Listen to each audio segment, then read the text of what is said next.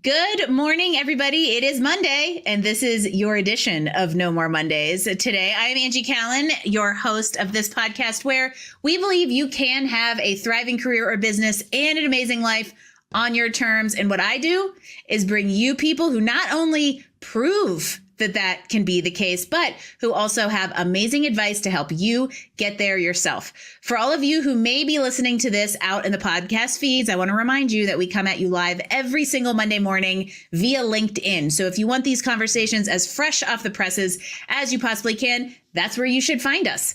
In the meantime, we've got another great conversation lined up for you today that brings a few of my favorite things together. First of all, leadership. I have loved it since I was a teenager and went to the good old Hugh O'Brien Youth Foundation annual seminar. If you know, you know, Hobie Nation. But I also happen to love the idea of leading in technical and male-dominated environments. As a former engineer, I get excited to talk to women who are leveraging their leadership position and strengths in order to pave the way for other future female leaders within these typically male-dominated environment, which is enter today's guest. She's a chemical engineer who built her entire career in the manufacturing industry, which means Alicia Lomas is no stranger to climbing a ladder with a bunch of dudes hanging around. As a controls engineer, she's done some pretty cool stuff, from programming manufacturing equipment at the largest yogurt manufacturing facility in the country or the world. You'll have to correct me on that one. Chobani to sausage and manufacturing at Oberto. Alicia's seen some really cool stuff, probably eaten some really good food, and now she's embarked on a very important and probably her most important mission, which is making manufacturing more female friendly. And that is exactly what she is here to talk about today, is how we all can make technical environments more female friendly and more primed to get female leaders in and on these ladders. So without further ado, Alicia, welcome to No More Mondays. Thank you. Great introduction. I am excited to talk to you about it. Thank you. Okay, so wait, is Chobani in the country or the world? It's the world. Okay, what? Okay, yeah. I almost undersold it. I remember, so backstory, Alicia and I have known each other for a few months, and we started working together when she was in a job search, and I was writing her resume, and I'm like, okay, Chobani, Oberto sausage. It was like all these food companies, and I'm like, I know all this stuff. I eat all of these things. And it's kind of funny when you think about being able to understand what comes out of something that someone is doing behind the scenes, which is this idea of controls engineering and automation. So before we get into the leadership stuff, let's be technical, nerdy engineers for a hot second and explain to everybody what controls engineering even is. Sure. Yeah. Basically, if you've ever seen the show How It's Made, you've seen inside of a factory and you see conveyors going around and choppers and big tanks and all these different cycles that go into making food. And so I'm basically working on programming all of that equipment. You're telling valves when to open, you're telling pumps when to go on and how fast, and making sure everything works appropriately, everything's safe and edible, and it's really exciting. So the reason why I went into food and beverage right out of college was because it's relatable. I can tell people, hey, I'm making yogurt or I'm making pancake mix, and they actually understand it. Now, they're not going to completely understand all of the ins and outs of what I'm programming, but if you have seen the show How It's Made, it really describes it very well. I don't know why. What I think about is, what's the candy show that has Carlton from Fresh Prince of Bel-Air on it? How's that for dating the two of us? Because I know we both are thinking about it. Yep. Where, it's like, this is the chocolate going through the candy coating machine that is M&M's, or the Tootsie Roll wrapper kind of stuff. It is really cool to see, because the scale and literally the automation and the way that this stuff is created, I have always thought is cool. Because I'm A, eating it, and B, because the engineering behind it is kind of neat. Exactly. And so now I want to get more into your career progression over time, and your rise into leadership within manufacturing and technical environments are just known for being very male dominated. Sorry, I'm just going to say it. A lot of them are old white man's land, and we know it. So I'm just going to call the spade a spade. And I think there's more awareness now around making these places more female friendly, bringing women into leadership positions and having that kind of diversity. So I want to know what your experience has been like over the last, 10, 15 years or so, as you've kind of pushed that boundary and forged ahead at the leading edge of the awareness that's come around this. Yeah, it's been quite interesting because you have the people that believe in diversity and believe that females belong as engineers and in this space, and they really value it. And I've had a couple of bosses that told me that they love hiring female engineers because of our detail orientedness and our empathy and the way we're able to execute. But then there's a lot of people that just don't believe it. Like in their soul, they just think that naturally a woman's not going to be as good as a man, and they act on that. Maybe they say words like, oh no, it's fine, you're an equal to me, but then they treat you differently, and you could just tell by the way they look at you or the fact that they discount your idea or try to repeat it back to you as their own idea, that they just inherently feel like you're not going to be able to step up to that challenge. So I've just made it my mission to not let that stuff bother me. I had a roof contractor that I was hiring, and they were like, what are you doing up here, little lady? And I'm like the project engineer that literally hired them. And it's like, well, I'm actually your boss. So, I mean, if you want to keep this job, maybe you can treat me with some respect. I'd like to know where you're at with this project. Yeah. Just trying to just not let it go to the point where I think I've become completely desensitized to when people are treating me differently because I'm a female, because I've just kept going. But my employees will be like, Alicia, oh yeah, he just didn't listen to you because you're a female. And I'm like, what? I didn't even notice it. So, I think it's just important to just let it go. You do you, but you do end up having to prove yourself a lot more over and over again. And I think that what you said about like you don't even realize it anymore is just the thick skin that you've grown around it, and in some ways like you're almost just conditioned to it to the point to move on. And I don't know whether that's a good thing in the system or is a reflection on the checks and balances you've been able to put in place. But the roofer story makes me laugh because I used to be a civil engineer, which for most of you who listen regularly know. And when you're a 25-year-old, 5'1" little girl on a job site, you get seen as a 5'1" little girl on a job site. And it is very challenging to feel respected, feel heard, feel like anybody has any modicum of trust in kind of what you have to say, especially because I was young at the time. But I also think most of it was just gender. I'm going to just go out on a limb and say, if any of you are out there listening and you're like, yeah, you women belong in the kitchen cooking the sausage, not automating the machinery that's making it. Listen in, because we're going to have some advice for you coming. Because women are the future, everyone. How's that for just two feminists sitting around here chatting? But ultimately, and I don't necessarily believe that. I think that there is a much more balanced ecosystem that we have. But I also think that it's people like us, especially you, Alicia, since you're out there in the front lines, who are going to kind of forge that path.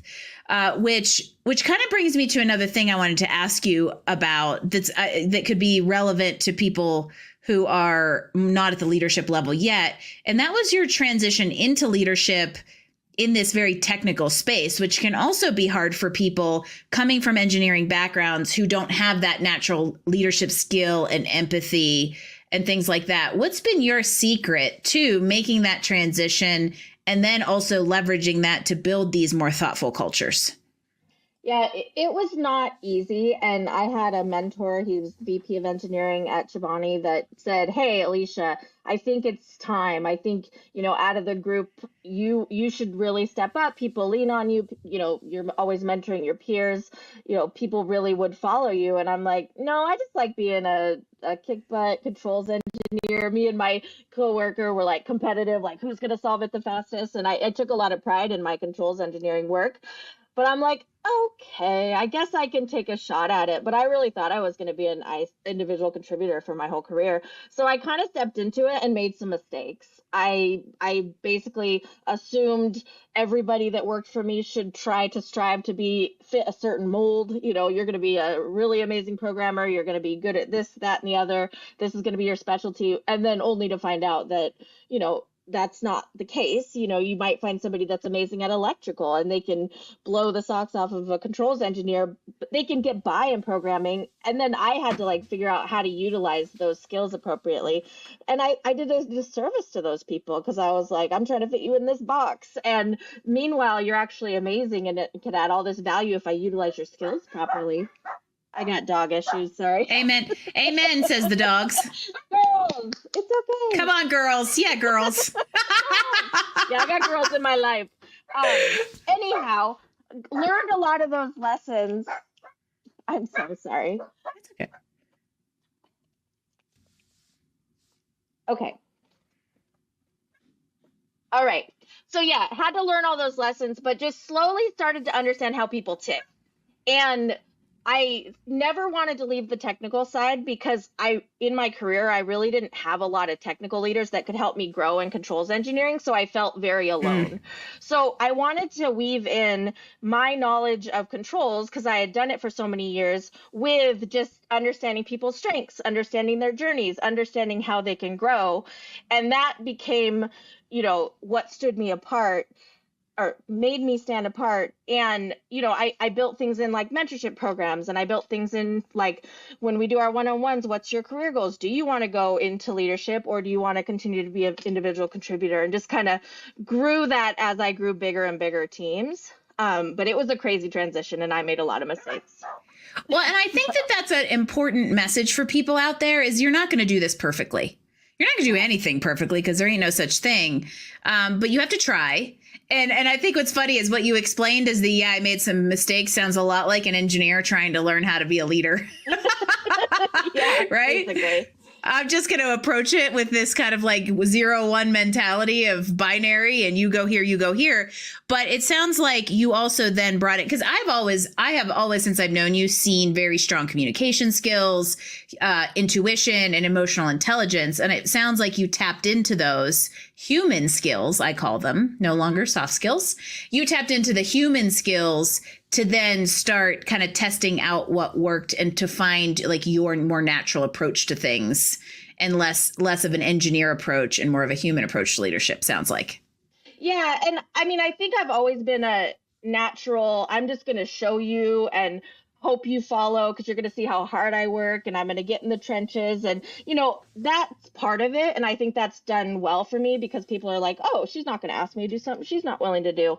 But that's not the whole picture. You know, there's a whole lot more to it. You do have to really engage with your people and understand what makes them tick. And it's people-y stuff and it's hard and everybody's so different. It's not a math equation. 1 + 1 + 1 usually does not equal 3 in these situations. And I think there's an extra layer to kind of tie back to where we started. There's an extra layer, almost a layer of buffering, I would say, that you have to be if you're in one of these more challenging environments that hasn't necessarily set the stage for good culture, whether there's a female component or not, right? Like these ideas of like more progressive, more human focused, more culture driven, you know, you're really at the pivot point or the buffer point in order to absorb from the top and funnel down. And that's also a challenge. It's very challenging. And, you know, I've definitely done that a lot. And my goal as a leader is to shield my people, give them as much transparency as I can, and then allow them to just be creative and excel and do what they do. I want to keep the BS away from them so they can go be creative engineers and go solve problems. And, you know, by doing that, you know, they don't have to deal with all the crap and they can go produce and give amazing results. And then ultimately, I look good because my team's doing amazing and they want to follow me and they want to do good things for me. But I feel like if I wasn't there in the middle and executives were just yelling, go faster, I don't think we'd get there. So how do you, important question, how do you manage that? it being that filter, being that funnel point. Because being a buffer and keeping the BS from the team is an amazing perspective to bring to leadership, but it also means you're absorbing and deflecting. How do you, just as a human, manage that? Yeah, I mean, I just have to basically bring reality to the executives and help them understand what it takes to do the job that we're trying to do. Because, I've done a lot of startups now, and the schedules are always pretty crazy, and the controls engineers are at the very end of the process. So after mechanical, all the construction's done, all the electrical's done, is when we get to come in and start commissioning everything, and we also get to inherit all of the upstream stuff that didn't work. So a mechanical system doesn't really have like a mechanical stop on it, so that then we have to put something in the code to prevent the equipment from destroying itself. And so there's this whole education piece that I have to serve up to the executives and really show them with data and visuals and spreadsheets and all of that to say, like, hey, we're making amazing progress. I checked off 100 IO points today. We still have 3 more days based on, the level of work we have to do. And then they can help adjust their schedule accordingly. But it also puts a target on my back too, because I'm always the one that says, oh, we're not going to meet the deadline, or, oh, they perceive we're not going fast enough. But in reality, we really are. And we're actually moving mountains and making miracles happen. So it's a lot of educating.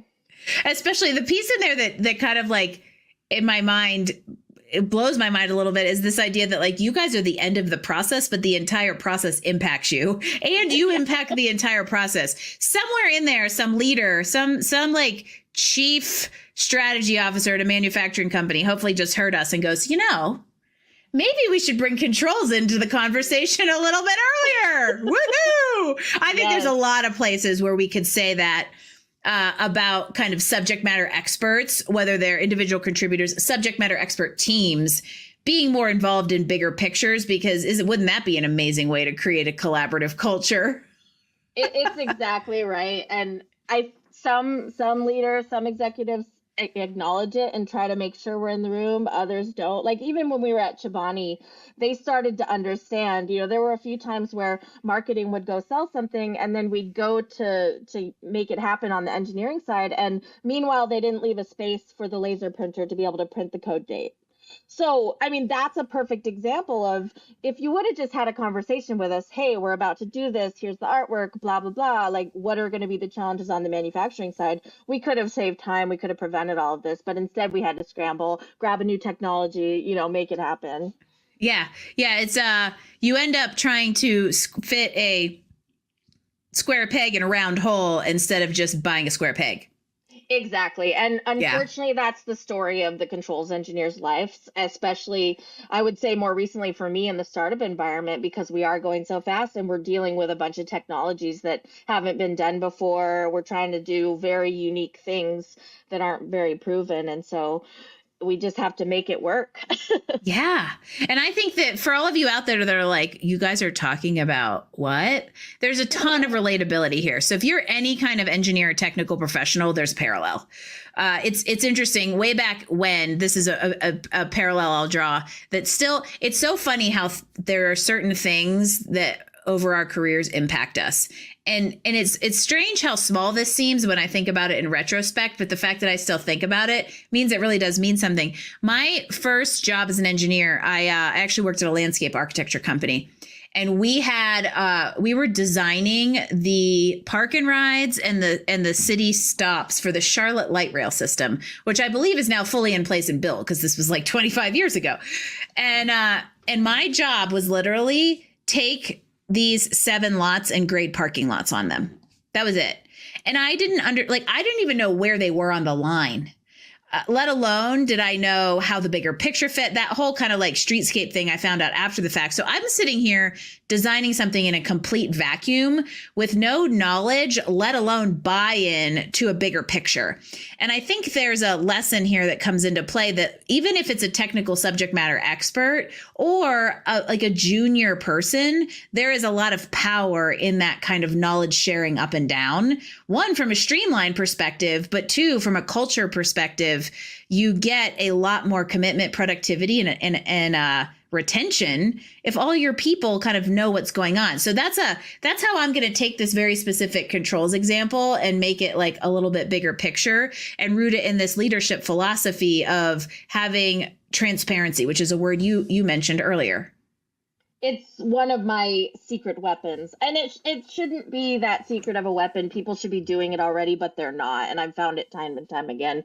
Like, why wouldn't you tell somebody why you're asking them to do this really crappy thing? Essentially, you will get way more out of your engineer. They'll be a lot more excited to work on the task that you've given them if you're able to explain the why, the context, the bigger picture, how it's going to add value to the business. I mean, that's key. I love that you brought the why in, because I'm sitting here thinking we live in this world of like, what's our why? What's our purpose? And I fully believe that. But I also think it has very granular applications. And this is one of them, where if people know why they're doing something, they're way happier and content to do it, even if it sucks. Yep. I don't understand why people choose to shield. I just truly don't understand why that's a tactic in leadership. Yeah. And there's a difference. I want to draw a distinction. In my mind, there's a difference between lack of transparency in the reasoning, the scope, or the why, and filtering the BS. Because one is logistics and scope that directly involves expertise versus bureaucracy and politics. Yep. And I think there is a leadership belief that if you hold back certain things and you don't really tell people the ugly that's coming from the top, that you'll keep your people happy and they'll be more motivated. But I just don't believe in that, because I believe I have to have a genuine connection with my team. And not that you're going to sit there and be like, oh, the big boss was such a jerk and he said this, that, and that. You're giving a message of, you're basically explaining to them, here's the why. We really need to do this. It's important to the company, and give them those reasons. And a lot of this, I also think, is like shifts in culture, and corporate culture, I think, is still catching up to a professional culture and a generational culture where they want that buy-in. They want to feel connected both to the people they're working on and the purpose they're working in. And so that communication and transparency is even more important in engaging younger professionals, because as a generational characteristics, that's something they want. Yep. So on this, I think this is a good time to start giving some advice, because we're already giving advice. I have kind of three specific people I want to talk to, and they're all either in your shoes or you've been in these shoes. So first, let's talk to the women out there who are at more of that individual contributor level. They're working in these technical environments. Maybe it's a male dominated one. And they want to start growing into leadership or dipping a toe in that water. What do they do? Yeah, I mean, the biggest thing for me is continuing to just be confident in yourself. Don't give up. Continue to just grow your skills and make sure that you feel good about what you're contributing. And then nothing will hold you back. And you'll slowly, as an individual contributor, you actually have to do something harder than a leader, which is motivate people that are on your peer level to get things done. And it happens a lot in engineering, because you might be a project engineer that's over a bunch of other disciplines. And so start practicing, start figuring out how you're going to talk to people, read some leadership books, and get a mentor. I mean, I think mentorship is probably the thing that's going to get you over the hump, because you're going to be able to bring examples that happen to you from work to your mentor and be like, this happened to me. Like, how should I feel about this? And how could I have done it differently? How can I break through this barrier? Whatever it looks like. And mentorship is super, super important. And that's the kind of stuff where I'm a big fan of mentoring. And I think that that's a very easy opportunity to impact corporate culture, is to just create an environment where that can happen.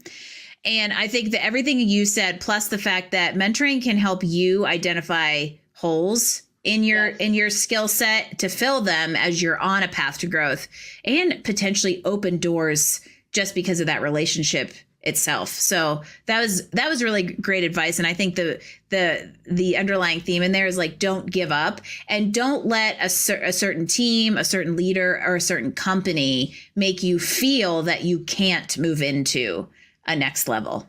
Exactly. And I've seen so many females that were so great at production supervision or engineering leave because it was too difficult and they were being treated too poorly and they didn't feel like they were treated fairly. And I can agree that it is challenging, and I've gone through the ringer by sticking it out, but it's worth it. And continuing to grow into your 30s and, gaining more and more knowledge. I thought I knew what I was doing in my 20s. Luckily, I was fairly humble, but then you get to your 30s and you're like, ooh, I didn't know a lot. So, I mean, just keep taking in that knowledge, and in controls, especially, like try different companies, try different industries, figure out what you like. Cause I've jumped around a lot, but now I know exactly what I like and what I don't like. Yeah. Cause once you get to your 40s, you just have way less F's to give. Plus you've got your naivety and the I thought I knew it all in my 30s going on for you. And so you brought up a good point, though, that I think is a good transition to my second audience I want to talk to. More people leave a job due to management than any other reason. It is statistically proven in a million different ways. And so let's talk to managers and leaders here for a second. Specifically, I was thinking about if you are a fellow female leader and you want to set other women up for success, what do you do? But I think this could apply to anybody in a position of mentorship or management. How do we set, women up for success to rise into leadership? Yeah, you just have to connect with your people. So I encourage all leaders and managers to, if you're not already doing one-on-ones, you should be doing one-on-ones, and leave space for talking about what's going well and what's not going well, and for some personal understanding. So you're going to do better if you know what makes somebody tick. So I would just really focus on encouraging your employees, encourage your females if they want to go into leadership or felt like they're being held back. Encourage your males to treat the female as an equal. And if that's not happening, that's a huge problem. Like, we just got to stop. We've got to stop acting like there's a difference, or giving the guy the harder job, or, all these things. Just admit that you had some biases and get over it and move on. So we just have to continue to move in the right direction and create a equal space for women. Well, and you already started going into the danger zone, which is for all of the men out there who are working on these teams. What can men do to help women? I know that in an ideal situation, the biases are gone, but I think you and I will be dead by the time that happens. So how can I'm just going to say we and leave the genders out, but how can we raise awareness and provide the opportunities and maybe start removing some of these biases, at least from our teams or in our work environments, if we don't have, if we can't go impact the whole world? What do we do? Yeah, so I've had some really great men in my corner, including people that worked for me or peers or even other managers, and they just made sure to get space for me. They had the ability to be heard, and they would say, "Hey, Alicia just made a good point. Can you say what you said again?" kind of thing. And they took the onus on themselves, which it might be uncomfortable, and it may, make you feel like somebody's going to not be happy about it, but I believe it's all of our fight, because how are we in this situation in the first place that women have to prove themselves even more than men? So men, help us out, step up, Yeah. And look at someone as a professional who has skills, experience, and knowledge that qualify that to do so. We could talk about this around any sort of diversity issue. The same could go for the bias that we know is associated with names on resumes: female, male, ethnicity, not, right? Yep. Those are these kind of biases all exist. And I think it is important to understand what yours are, because you likely have them, especially if you are a white person in America. I'm going to say it. I have to realize that I have biases, and I have to make sure that that anything that's subconscious is brought to the conscious. And here we're talking about the bias, not against, but the bias that impacts women. I think one thing I would say is to review yours and see where you can be more empathetic. I think empathy is better than gold right now in this world. It totally is. Yeah. I think Harvard has like some inclusion surveys that are actually pretty interesting where it just does a bunch of rapid fire questions and then it says, you're biased towards Indigenous people or you're not biased against women or, they have all the different categories and me and some of my colleagues did it. It's really, you need to be open to self-awareness changes because we all have biases, just like you said. I have some and I'm like, oh, stop it, that's not okay. Like, why did I even think that? So it's okay to admit we're wrong and like change it. We're going to go track down that survey and we're going to drop a link in the comments. It may not happen until after we're done because I'm going to have to go do some research, but I love that. I love that idea of the word self-awareness. I think is such a great word to bring to this discussion because I think it's important as a woman to understand what's happening in our environment and how we do or don't impact things. Because, we've talked so much about, I don't want to say women as a victim in this situation. That feels a little too bad. But like we've talked a lot about the challenges women face. I have also seen women leaders create a lot of toxicity in these male dominated environments because of how they feel they have to posture to overcome them. And so that's biases that are coming into play in how we potentially show up. So that's a slippery slope that we've got to be careful of to make sure we don't have the pendulum swing too hard the other way. Exactly. No, it's crazy. And I'll just say for myself, it's hard to navigate those waters because, people will call it out and say, oh, that person was treating you bad because you're a woman. And I try to not do that because I don't want to be seen as a feminist or, oh, no, Alicia's getting emotional again kind of thing. So now I've gone way too far and I'm desensitized and half the time I don't even know it's happening. And so that's not good either. So we have to be able to talk about it. And the DEI stuff is an interesting one because I don't want to get hired just because I'm a woman.